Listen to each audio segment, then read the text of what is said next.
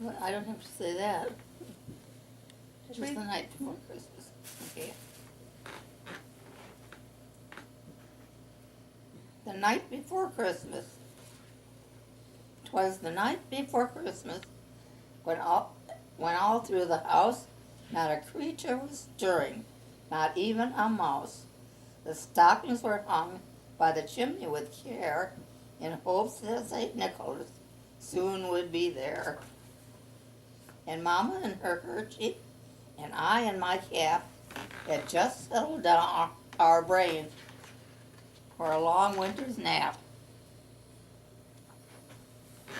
When out on the lawn there arose such a clatter, I sprang from my bed to see what was the matter. Away to the window I flew like a flash, tore open the shutters, and threw up the sash. The moon on the breast of the new fallen snow gave the luster of midday to objects below, when what to my wandering eyes should appear but a miniature sleigh and 8 tiny reindeer. The little old driver, so lively and quick, I knew in a minute it must be St. Nick. More rapid than eagles, his coursers they came, and he whistled and shouted and called them by name. Now Dancer, now Dasher, now Prancer and Vixen, on Comet, on Cupid, on Donner and Blitzen, to the top of the porch, to the top of the wall. Now dash away all. Cupid.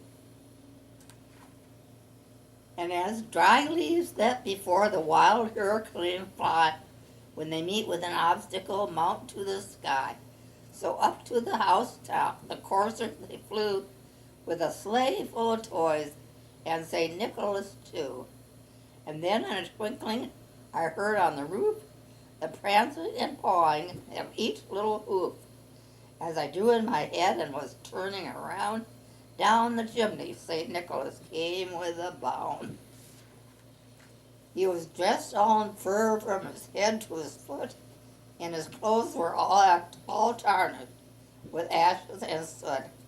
A bundle of toys he had flung on his back, and he looked like a peddler just opening his pack.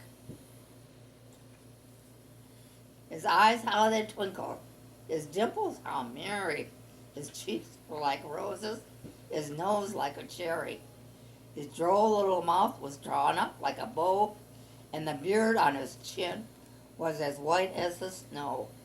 The stub of a pipe he held tight in his teeth, and the smoke encircled his head like a wreath.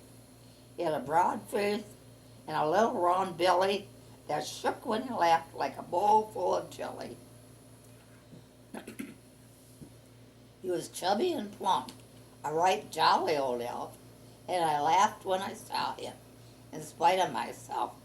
A wink of his eye and a twist of his head soon gave me to know I had nothing to dread. He spoke not a word, but went straight to his work and filled all his stockings, then turned with a jerk. And laying his finger aside of his nose and giving a nod, up the chimney he rose.